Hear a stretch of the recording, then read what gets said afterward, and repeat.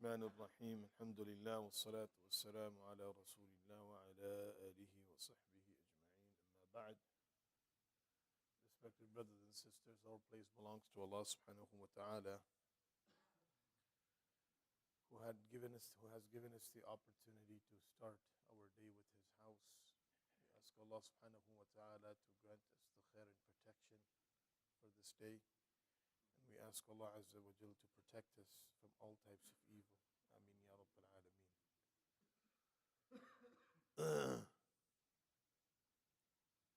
In our series of preparing for the blessed month of Ramadan, we spoke about two things. About the importance of focusing on our prayers, physically as well as spiritually. And then we talked about the importance of fasting, which is an obligatory act in the month of Ramadan, and what are we trying to achieve by fasting. What are the categories of fasting and the type of fast that Allah subhanahu wa ta'ala loves for a believer to keep. Another important ibadah that is introduced and that is given importance of during the month of Ramadan, it's supplication, ad-du'a. Allah subhanahu wa ta'ala, He has given us a very great and a very important source of communication. And this source of communication, it is not just a need where a person is trying to ask something from Allah subhanahu wa ta'ala. Rather, it's a worship of his own.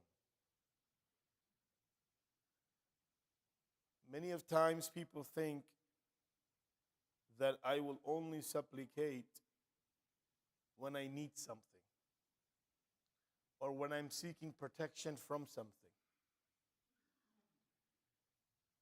And that's why there are gaps in our supplication. In our supplication, we find ourselves that at the time of difficulty and need, a person is prolonging his supplication, his dua. As Allah mentions in the Quran, فَذُو دُعَاءٍ عَرِيضٍ وَإِذَا مَسَّهُ الشَّرُّ فَذُو دُعَاءٍ عَرِيضٍ. That when a person is afflicted by a calamity, then he starts to prolong his time in supplication, supplicating to Allah subhanahu wa ta'ala. And when he is in prosperity, he decreases the amount of supplication and dua, and sometimes he doesn't even make dua. So we have confined a worship to our need. Whereas this worship, it's an ibadah of its own, which needs to be done on a regular basis, on multiple times of the day, and it needs to be established in the life of a believer like every other worship that we do. We pray salah, we fast, we give charity. These are all types of ibadah that we do regularly. Similarly, dua is something that we need to do regularly. Rasulullah sallallahu alayhi wa sallam said, "Ad-du'a'u huwa al-ibadah." That supplication, it's a worship of his own. And whoever has learned how to make dua, he has learned how to open the doors of rahmah for him. Like we learn how to pray salah. We learn how to give zakah. We learn how to do our fast. We learn how to perform our Hajj. Why? Because these are all different forms of ibadah. Similarly, supplication and dua is a form of ibadah. Like any other ibadah, if it's not done in its right way and it's not performed in its proper way,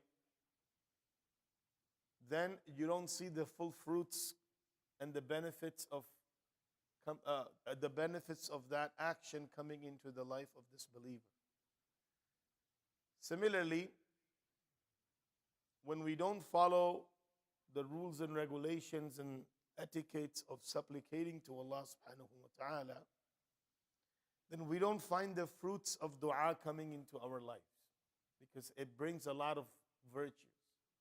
Like any other ibadah brings virtues, similarly, dua brings virtues. And first one is the one who understands and who learns the importance of supplicating to Allah Azza wa Jal. Indeed, he has opened the doors of mercy of Allah upon him. And the Prophet sallallahu alaihi wasallam said, "Man lam yas'alillah yaghdab alayh." The one who doesn't supplicate to Allah subhanahu wa ta'ala, Allah is upset with him. Allah is not happy with him. So that concept what we have, that supplication is only at the time of need. And if I don't need it, I don't have to ask for it. And that makes our dua to be done in segments or in different times or in different situations.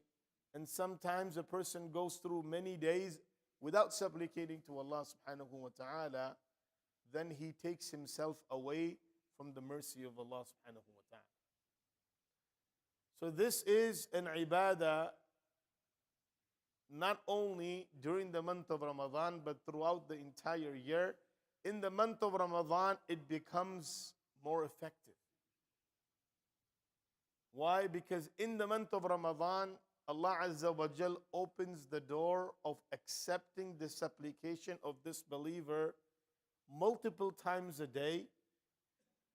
In addition to that, fasting brings more opportunities of your dua to be accepted in the court of Allah. In addition to that, the nights of the month of Ramadan becomes the means of a person's supplication and dua being accepted. In addition to that is Laylatul Qadr, where the dua of everybody is accepted. So there are so many opportunities in the month of Ramadan that Allah Azza wa Jal introduces to this believer, so he understands the importance of supplication and dua, and something that we need to learn and practice during the month of Ramadan, so that we can continue to do that throughout the year, which becomes a great addition and a great impact in our lives, which makes our lives better, because dua changes the life of a person. This is why this was the greatest thing that the Anbiya alayhimus salatu was salam, they made sure that they took this dua, they took supplication as part of their lives. So inshallah, in the upcoming days, we will be talking about the etiquettes, the times where we can make dua, the times of acceptance, how to make dua, the difference of our dua versus the Quranic and the Sunnah dua, inshallah. These will be the topics that will be covered in the upcoming week.